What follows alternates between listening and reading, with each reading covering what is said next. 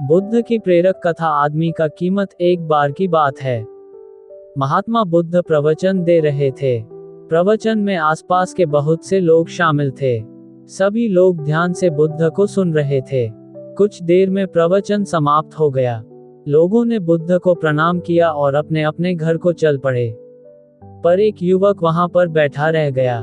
बुद्ध की नजर उस युवक पर पड़ी तो वे पूछ बैठे, क्या बात है वत्स? कोई जिज्ञासा है क्या? युवक बुद्ध के पास गया और प्रणाम करके बोला, प्रभु, बहुत उलझन में हूँ। जितना इस बारे में सोचता हूँ उतना ही उलझ जाता हूँ। कैसी उलझन है वत्स? बुद्ध ने प्रश्न किया। युवक हाथ जोड़कर बोला, प्रभु, ये संसार कितना विशाल है। संसार में लाखों करोड़ों लोग निवास करते हैं। उनमें भी एक से बढ़कर एक विद्वान, कलाकार, योद्धा। ऐसे में उन सब के बीच मुझ जैसे सामान्य प्राणी का क्या मूल्य है? युवक की बात सुनकर बुद्ध मुस्करा दिए। वे बोले, तुम्हारी जिज्ञासा का उत्तर मिल जाएगा, पर इसमें थोड़ा सा समय लगेगा। क्या तब तक मेरा एक छोटा सा काम कर सकते हो? प्रभु, ये तो मेरे लिए गर्व का विषय है कि मैं आपके काम आ सकूं। युवक ने पुनः अपने हाथ जोड़ दिए। आप आदेश करें प्रभु। बुद्ध ने युवक को एक चमकीला पत्थर देते हुए कहा, तुम्हें इस पत्थर का मूल्य पता करना है। पर ध्यान रहे, इसे बेचना नहीं है, सिर्फ मूल्य पता करना है। जैसी आज्ञा प्रभु। कहते हुए युवक ने बुद्ध से वह पत्थर ले लिया। उसने एक बार फिर से उन्हें प्रणाम किया और बाजार की ओर चल पड़ा। बाजार वहां से ज्यादा दूर नहीं था। युवक थोड़ी देर में वहां पहुंच गया। वह सुबह का समय था, इसलिए बाजार अभी ठीक से लगा नहीं था। वहां पर इक्का दुक्का दुकानदार ही थे। युवक ने जिज्ञासावश इधर उधर नजर दौड़ाई। उसे एक पेड़ के नीचे एक दुकानदार नजर आया। वह आम बेच रहा था। युवक उस दुकानदार के पास पहुंचा और उसे पत्थर दिखाते हुए बोला, क्या आप इस पत्थर की कीमत बता सकते हैं? दुकानदार एक चालाक व्यक्ति था। पत्थर की चमक देखकर वह समझ गया कि अवश्य ही यह कोई कीमती पत्थर है।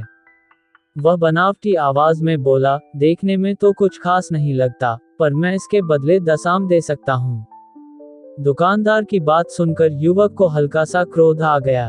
वह मन ही मन बुदाया, यह आदमी मुझे बेवकूफ समझता है। इतना सुंदर पत्थर और इसका मूल्य सिर्फ 10 आम। अवश्य ही यह झूठ बोल रहा है।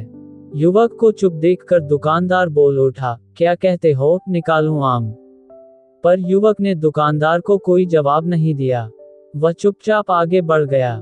सामने एक सब्जी वाला अपनी दुकान सजा रहा था। युवक उसके पास पहुंचा और उसे पत्थर दिखाते हुए उसका मूल्य पूछा। उस पत्थर को देखकर सब्जी वाले की आंखें खुशी से चमक उठी। वह मन ही मन सोचने लगा, ये पत्थर तो बहुत कीमती जान पड़ता है। अगर यह मुझे मिल जाए तो मजा ही आ जाए। क्या हुआ भाई, कहाँ खो गए? युवक ने दुकानदार की तंद्रा तोड़ी। सब्जी वाला चौंकता हुआ बोला, कुछ नहीं, कुछ नहीं। मैं तो बस मन ही मन इसकी कीमत की गणना कर रहा था। वैसे, मैं इस पत्थर के बदले एक बोरी आलू दे सकता हूँ। सब्जी वाले के चेहरे की कुटिलता देखकर युवक समझ गया कि ये दुकानदार भी मुझे मूर्ख बना रहा है। मुझे किसी और से इसका मूल्य पता करना चाहिए। ये सोचता हुआ युवक आगे बढ़ गया। सब्जी वाला दुकानदार ने युवक को पीछे से आवाज लगाई, क्या हुआ भाई? अगर आपको यह मूल्य कम लग रहा है तो बताएं तो सही, मैं इसे बढ़ा दूंगा। पर युवक ने उसकी बात पर ध्यान नहीं दिया। वह इधर उधर किसी ऐसे व्यक्ति को खोजने लगा जो जानकार हो और उस पत्थर की सही मूल्य बता सके। युवक को लग रहा था कि अवश्य ही यह कोई कीमती पत्थर है, शायद कोई जौहरी इसका सही मूल्य बता सके। ये सोचता हुआ युवक एक जौहरी की दुकान पर पहुंचा। जौहरी अपनी दुकान को अभी खोल ही रहा था। उसने युवक को अपनी दुकान की ओर आते हुए दूर से देख लिया था। साथ ही उसने युवक का हुलिया देखकर यह भी भांप लिया था कि यह कोई गरीब व्यक्ति है जो संभवतः कोई गहना बेचने आया होगा। जौहरी ने हाथ जोड़कर युवक को नमस्कार किया और मुस्कुरा कर पूछा, बताएं महोदय, मैं आपकी क्या सेवा कर सकता हूँ? युवक ने बुद्ध का दिया पत्थर अपनी हथेली पर रख दिया और बोला, इसका मूल्य पता करना था। पत्थर को देखते ही जौहरी उसे पहचान गया कि यह बेशकीमती रूबी पत्थर है जो किस्मत वाले को मिलता है। वह बोला, पत्थर मुझे दे दो और मुझसे 1 लाख रुपए ले लो। कहते हुए जौहरी ने पत्थर लेने के लिए अपना दाहिनी हाथ बढ़ाया, पर तब तक युवक ने पत्थर को अपनी मुट्ठी में बंद कर लिया था। उसे पत्थर के मूल्य का अंदाजा हो गया था, इसलिए वह बुद्ध के पास जाने के लिए मुड़ गया। जौहरी ने उसे पीछे से आवाज लगाई, अरे रुको तो भाई, मैं इसके 50 लाख दे सकता हूँ। युवक को वह पत्थर बेचना तो था नहीं, इसलिए वह रुका नहीं और दुकान के बाहर आ गया। पर जौहरी भी कम चालाक नहीं था। वह उस अनमोल पत्थर को किसी भी कीमत पर अपने हाथ से जाने नहीं देना चाहता था। वह दौड़कर उसके आगे आ गया और हाथ जोड़कर बोला, तुम ये पत्थर मुझे दे दो, मैं इसके बदले 1 करोड़ देने को तैयार हूँ। युवक को जौहरी की बातों में अब कोई रुचि नहीं रह गई थी। वह जल्द से जल्द बुद्ध के पास पहुंच जाना चाहता था, इसलिए न तो वह रुका और न ही उसने जौहरी की बात का कोई जवाब दिया।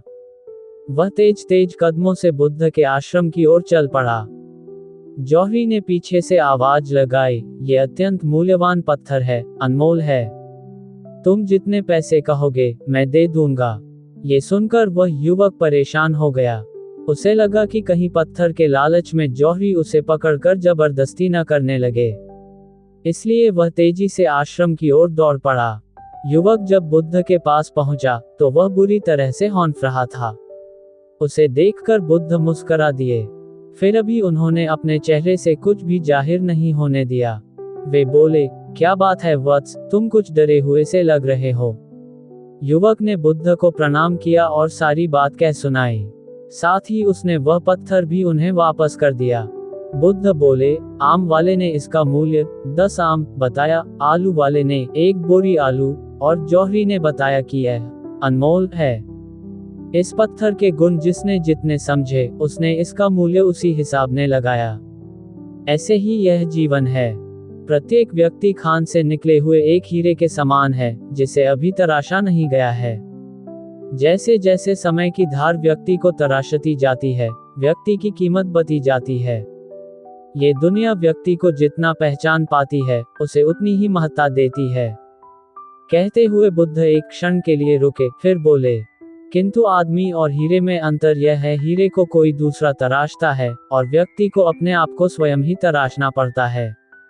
और जिस दिन तुम अपने आप को तराश लोगे, तुम्हें भी तुम्हारा मूल्य बताने वाला कोई न कोई जौहरी मिल ही जाएगा।